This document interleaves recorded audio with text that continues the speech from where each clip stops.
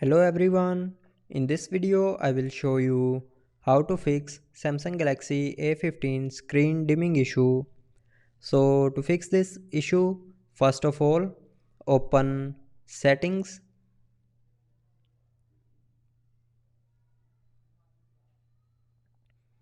Now in settings scroll down and here click on display.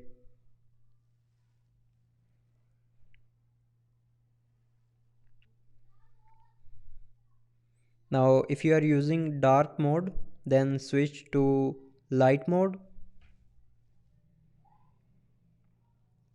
and after that here you will see a adaptive brightness button. So turn this button on and go back to your home screen.